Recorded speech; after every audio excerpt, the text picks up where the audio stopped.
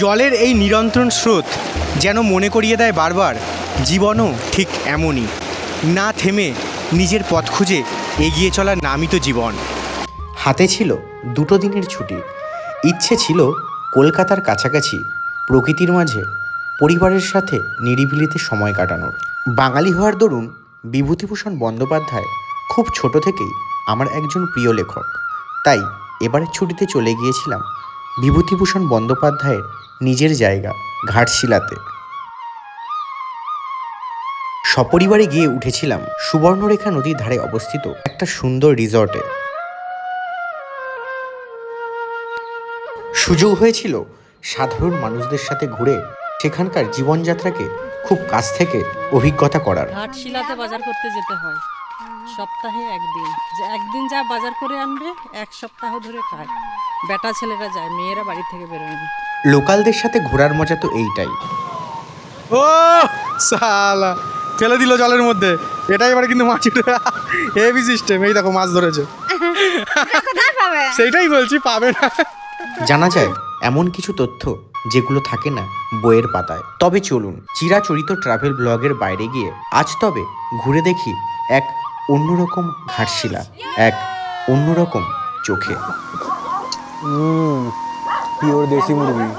Good morning everyone, আশা করি তোমরা সবাই ভালো আছো। তো আরেকটা নতুন ভিডিওতে তোমাদেরকে সবাইকে স্বাগত জানাই। আজকে আমরা যাচ্ছি ঘাটশিলা সপরিবারে, আমি, আমার মা আর দিদি। আর আমাদের সামনে ওয়েট করছে হাওড়া বারবিল জনশতাব্দী এক্সপ্রেস। আমরা কিন্তু কেটে নিয়েছি 2 স্টারের টিকিট, আর আমাদের টিকিট পড়েছে 120 টাকা করে। ঝাড়গ্রাম অবধি মোটামুটি ভিড় ছিল, বাট তারপর থেকে ভিড় এতটাই কম, তোমাদের দেখালে বুঝতে পারবে। আমি এরকম পা তুলে শুয়ে আছি। 6টা 20-তে ওখান থেকে ডিপার্চার হয়েছিল, আর 9টায় এখানে এসে আসার কথা ছিল, পৌঁছানোর কথা ছিল, কিন্তু 9টা 40 অলরেডি বেজে গেছে। 40 মিনিটের মতো লেট রয়েছে। আর এবারে ট্রিপে কিন্তু আমার সাথে আমার মা আর দিদিও এসছে। প্রথম স্টেশনে নেবে দূরে পাহাড় দেখতে পেলো এতদিন পরে। ওরা তো এতদিন জেলে বন্দি ছিল, বহু বছর পরে ছাড়া পেয়েছে, তাই জন্য পাহাড় দেখতে পেয়েছে। ওদের এক্সপিরিয়েন্সটা একটু জানবো, কেমন লাগছে মা? হ্যাঁ, আমি কি একটু ওদের মতো বলবো? খুব ভালো। 1 নম্বর প্ল্যাটফর্ম থেকে বেরিয়ে এলে কিন্তু সামনে এলে এরকম প্রচুর অটো রয়েছে, ঠিক আছে? এরকম অটো বুক করতে হবে। এই দিকে সাইট সিনগুলো করতে 1500 টাকা যে কটা রয়েছে, আর এই দিকেরগুলো 1400, টোটাল 2900 হয়। আমরা বার্গেনিং করে তো আমাদের 2500 টাকা নিচ্ছে। এখান থেকে ঘাটশিলার সফর শুরু হলো। সফর কা হি থা মে সফর কা রাহা, ইয়ে চলো এনজয় শুরু করা যাক। বৃষ্টিস্নাত সবুজ প্রকৃতিকে সাক্ষী রেখে এগিয়ে যেতে যেতে বারবার মনে পড়ছিল বিভূতিভূষণ বন্দ্যোপাধ্যায়ের আরণ্যক উপন্যাসের কথাটা। এটা হলো সেই বিখ্যাত হিন্দুস্থান কপার লিমিটেড, যেটা এই মুহূর্তে বন্ধ রয়েছে। এটা হলো সেই সুবর্ণরেখা নদী, আর এই নদীর ধারেই কিন্তু আমাদের রিসর্টটা। চলো গিয়ে তোমাদের দেখাচ্ছি। আজকে যে রিসর্টটা এসে আমরা উঠেছি, এটার নাম হচ্ছে রাতমোহনা ইন। ঘাটশিলার সবথেকে বেস্ট প্রপার্টি কিন্তু এইটাই। আর এটা রাতমোহনা নদীর তীরে অবস্থিত বলে এটাকে রাতমোহনা ইন নাম দেওয়া হয়েছে সেই রকম। এবার পুরো রিসর্টটা তোমাদের আমি ঘুরে দেখাই। প্রথমে কিন্তু এইখানে এরকম এক্সিকিউটিভ রুমগুলো রয়েছে ছোট ছোট ফ্যামিলিদের জন্য। সামনে এত সুন্দর একটা লন রয়েছে, বাগান, আর ওদিকে রাতমোহনা নদী রয়েছে। এখানে কিন্তু টোটাল 2 ধরনের রুম রয়েছে, একটা হচ্ছে এক্সিকিউটিভ রুম, আরেকটা হচ্ছে মাড হাউস। বড় ফ্যামিলির জন্য মাড হাউসটাই বেটার, আর আমরা তাই আজকে মাড হাউস নিয়েছি। তোমাদের একবার আমাদের রুমটা ঘুরে দেখাই। দেখো, প্রথমেই কিন্তু বারান্দায় এরকম কাঠের কাজ করা বসার জায়গা রয়েছে, যেখানে তোমরা বসে চা আর কফি খেতে পারো। আর এখানে সুন্দর একটা কাজ করা আছে। আর রুমটা একবার তোমাদের দেখিয়ে দিই। এই হলো রুম, ঢুকলেই রয়েছে এরকম একটা বড় বেড, আর সুন্দর ডিজাইন করা নকশা, উপরে বেতের কাজ করা। আর এদিকে টিভি রয়েছে, টেবিলটা কিন্তু খুব অসাধারণ দুর্দান্ত দেখতে। আর এদিকে লাইটগুলো রয়েছে খুব সুন্দর। আর এদিকে একটা সোফা কাম বেডও রয়েছে, এসি তো রয়েইছে। আর বাথরুমটাও তোমাদের একবার দেখিয়ে দিই। বাথরুমে এখানে কুমোট রয়েছে, এখানে বেসিন রয়েছে, গিজারও রয়েছে। ঠিক আছে, চলো বাকি জিনিসটা তোমাদের আরও খাবার দাবার যা কিছু রয়েছে সবটাই তোমাদের দেখাবো। আর আমাদের কত প্রাইস পড়লো কী পড়লো সেটা কিন্তু ভিডিওর শেষের দিকে থাকবে, তাই না স্কিপ করে পুরো ভিডিওটা দেখতে থাকো। তোমাদের একটু মেনু কার্ডটা শেয়ার করে দিই, মেনুতে কী কী রয়েছে ব্রেকফাস্টে, লাঞ্চে, ডিনারে, তাহলে তোমার একটা বেসিক আইডিয়া হয়ে যাবে এখানে প্রাইসটা কেমন। এই হচ্ছে হোটেলের মেনু, তোমরা পজ করে পড়ে নিতে পারো। এখন আমরা যাচ্ছি ধারাগিরি ফলসের দিকে। এখন জল থাকবে কাকু? কাকু বলছে এখন জল থাকবে। কিছুক্ষণ আগে বৃষ্টি হয়ে গিয়ে গাছের পাতাগুলো পুরো সবুজ হয়ে গেছে। কাকিমার বাড়ি কি এখানে? নাম কি কাকিমার? পুরমে। হ্যাঁ, পুররমে?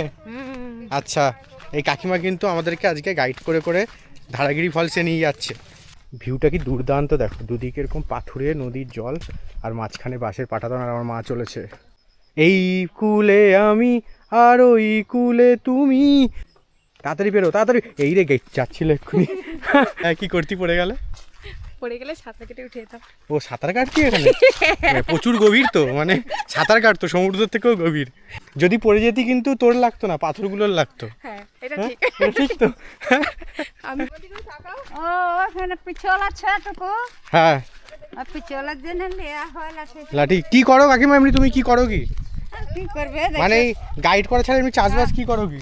চাষবাস করা হয়তো যে বর্ষা নাই, হ্যাঁ বর্ষা হলে চাষবাস করা হয় টুকটাক। এখন কি খাবো, হ্যাঁ। এই যে জোরে জোরে রোগা গেছি। তোমরা কেন পিছিয়ে এগো, আসো। মাছ দেখে ওদের ফুর্তি হয়েছে। হ্যাঁ কি বলছে? মাঠ দেখে ফুর্তি হয়েছে, জেঠিমা বলছে মাঠ দেখে ফুর্তি হয়েছে, তাই মা দিদি পিছিয়ে পড়েছে। আরে আমার আওয়াজ পাহাড় শুনতে পাচ্ছে পাহাড় বলছে আপ চুপ হো যা। না, কেন? হব না। কেন? ঘাটশিলাতে বাজার করতে যেতে হয় সপ্তাহে একদিন। একদিন যা বাজার করে আনবে এক সপ্তাহ ধরে খায়। বেটা ছেলেরা যায়, মেয়েরা বাড়ি থেকে বেরোয় না। এদিকে কোথায় পাবে? তা তুমি, হ্যাঁ আমি তোমায় জিজ্ঞেস করলাম যে ইলিশ মাছ খাওনি, বলছে হুঁ। না না না, এটা কোথায় পাবে? সেইটাই বলছি, পাবে না। পথ যদি না শেষ হয় তবে কেমন হতো তুমি বলো তো। বলবো না। তুমি বলো। না তুমি বলো। তুমি বলো। না বলবো না। না বলো, বলো, বলো। না বলবো না। তো অবশেষে এসে পৌঁছে গেলাম ধারাগিরি ফলস। আমার পেছনে ধারাগিরি ফলস, জল বইছে, জলের স্রোত বইছে, স্রোতের সাথে আমিও একটু বয়ে যাব। চলো, যেন পাটা না পিছলে পড়ি। বাবা জলটা মানে ঠান্ডা, বাবা কি ঠান্ডা জল, উফ, বিশাল ঠান্ডা জল কিন্তু।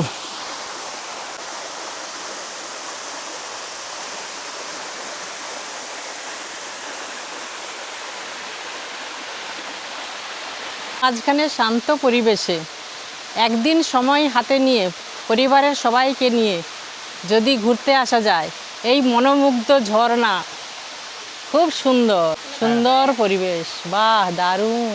দূরে দাঁড়িয়ে আমাদের গাড়ি, আমি করছি তাড়াতাড়ি, রাতে খাবো আমি তাড়ি, কিন্তু কথা দিচ্ছি করবো না মারামারি। কি মোরে ফিরাবে অনাদরে, কে মোরে ডাকিবে কাছে,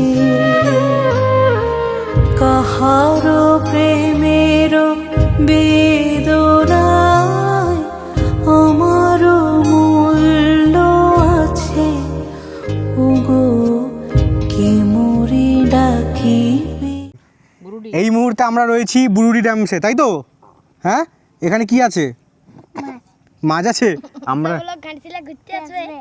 আমাদের হোটেলে খাবে দেশি মুরগির মাংস দিয়ে ইয়েস, ভাত। সবাই আমাদের হোটেলে ভাত খাবে। হ্যাঁ সবাই ওর হোটেলে ভাত খাবে, ঠিক আছে? ও বিনা পয়সায় খাওয়াবে। বিনা পয়সায় না টাকা দিয়ে? টাকা দিয়ে। ঘাটশিলা ঘুরতে এলে বুরুডি লেকের ধারে কিন্তু খাওয়া মাস্ট। এখানে হোটেলগুলোতে একেবারে দেশি মুরগি পাওয়া যায়, এই জন্য সবাই লাঞ্চ এখানে খায়। আমরাও মোটামুটি সবাই এখানেই খাচ্ছে, যতগুলো দোকান আছে আশেপাশে সবাই। আমরা এই ধারাগিরি ফলস দেখে এসে এখানে খাচ্ছি। ফার্স্টে ডাল, আলু ভাজা, স্যালাড এইসব দিল, এখন ঘরোয়া রান্না। চলে এসেছে আজকে শোস্টপার দেশি মুরগি, পিওর দেশি মুরগি, ঠ্যাংগুলো সরু সরু, হেভি টেস্ট। কেমন লাগছে মা মাংসটা? খুব টেস্ট, খুব সুন্দর হয়েছে। ভালো হয়েছে না?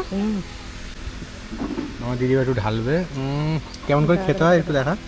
ফার্স্টে ঝোলটা ঢাললো, প্রথমে ঝোলটা ঢাললাম, এখান থেকে একটু ধামসা আলু নয়, ছোটো ছোটো আলু নিলাম, আলু এখানে মাখতে ধামসা আলুর হবে। ভাই। হ্যাঁ, মাখতে হবে। এখান থেকে একটা পিস নিতে হবে, একটু মাংস নিতে হবে, একটু লেবু নিতে হবে, আর পেঁয়াজ। এরকমভাবে মাখতে হবে, মেখে গোল পাকাতে হবে, পাকিয়ে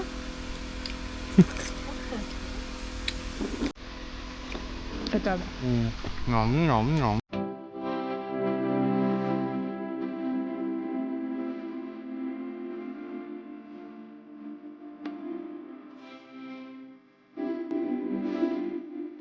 এই মুহূর্তে কিন্তু একটা দুর্দান্ত জায়গায় এসেছি। এই জায়গাটার নাম হচ্ছে রাসমোহনা।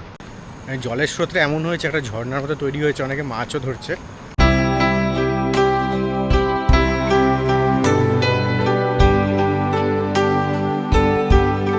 তোমাদের দেখাচ্ছি, তোমরা দেখো জায়গাটা। এই দিকে কিন্তু এই যে ড্যাম মতো রয়েছে, আর এদিকে আর ওইখান থেকে একটুখানি এগিয়ে গেলে এই জঙ্গলের ভেতর থেকে এদিকে কিন্তু ঝর্ণা রয়েছে খুব সুন্দর। এই দেখো ঝর্ণাটা দেখা যাচ্ছে। এখানে ঝর্ণাটা কিন্তু বিশাল বড়, ঠিক আছে? এই দেখো এদিক দিয়ে পুরো জলটা আসছে, জলটা বেয়ে বেয়ে বেয়ে বেয়ে এদিক থেকে নামছে। অনেকবার মাছও ধরছে এদিকে। চলো গিয়ে তোমাদের দেখাচ্ছি। ঘাটশিলার প্রত্যেকটা মুহূর্তে মুহূর্তে যেন প্রকৃতি নতুন নতুন খেলা দেখায়। কোথাও থাকে ঝর্ণা, কোথাও থাকে জঙ্গল, আর কোথাও থাকে মানুষের সৌহার্দ্যবোধ।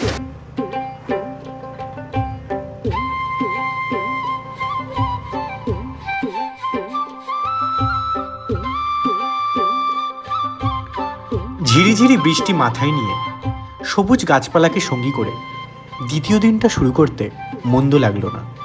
চলেছি জঙ্গলের মধ্যে দিয়ে নতুন কিছু ডেস্টিনেশনে, নতুন কিছু খুঁজে পাওয়ার তাগিদে। আমরা কিন্তু এখন এন্ট্রি করছি রঙ্কিনী দেবীর মন্দিরের এন্ট্রান্স গেট দিয়ে। কত সুন্দর জঙ্গলের মাঝখান দিয়ে রাস্তা, আর এত সুন্দর গেট করা। তোমরা জাস্ট রাস্তাটা দেখো, দুদিকে কত সুন্দর জঙ্গল, পাহাড়ে ঘেরা, মাঝখান দিয়ে যাচ্ছে রাস্তা, একদম সবুজ গাছপালায় ঘেরা রাস্তা। মনে হচ্ছে যেন গাছপালাগুলো নিজেদেরকে ঝুঁকিয়ে রেখে আহ্বান জানাচ্ছে শরণার্থীকে। দেখো কত সুন্দর। এই মুহূর্তে কিন্তু দাঁড়িয়ে রয়েছি জাদুগড়া রঙ্কিনী দেবী টেম্পলের সামনে। দেখো আমার সামনেই মন্দিরটা রয়েছে, আর কত সুন্দর কারুকার্য করা মন্দিরটাতে উপরে। খুব বিশ্বস্ত, এখানকার লোক মনে করে মন্দিরটা খুব বিশ্বস্ত। এদিকে থেকে অনেকে নারকেল টারকেলও রেখেছে, মানত টানত করেছে। একেবারে পাহাড়ের কোলে মন্দির। এখানে দুর্গা ঠাকুরের সুন্দর কারুকার্য করা, উপরে কালী ঠাকুর বসে রয়েছেন, ওদিকে নারায়ণ। খুব সুন্দর মন্দির। চলো একটু ভেতরে যাই, গিয়ে পুজো টুজো দিই বা দেখে আসি, দর্শন করি।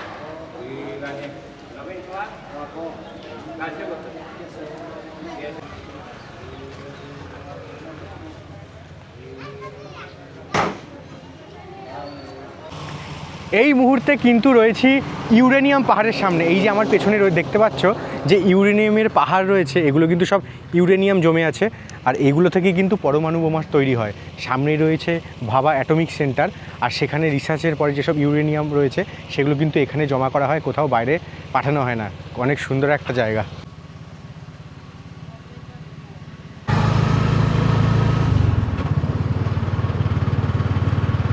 এখন রয়েছি গালুড়ি ব্যারেজে, আর এখানে কিন্তু জল ছেড়েছে। মাছ ধরার সিস্টেমটা কিন্তু অসাধারণ। এই দেখো কাকু মাছ ধরছে কেমন করে, মাছ বিক্রিও হচ্ছে। এখান থেকে মাছ ধরেই কিন্তু এখানে বিক্রি করছে।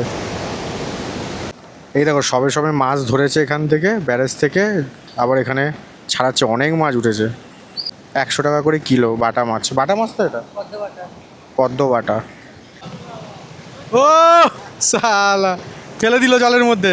এটাই এবারে কিন্তু মাছ উঠে হেভি সিস্টেম। এই দেখো মাছ ধরেছে, হেভি এক্সপিরিয়েন্স হচ্ছে। কেমন লাগছে মা?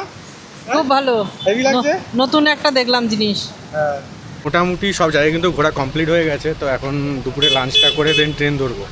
আর আজকে এখানে এসেছি নাকি, এখানে খুব ভালো হোটেল ড্রাইভারই আমাদেরকে সাজেস্ট করলো, পথের পাঁচালী।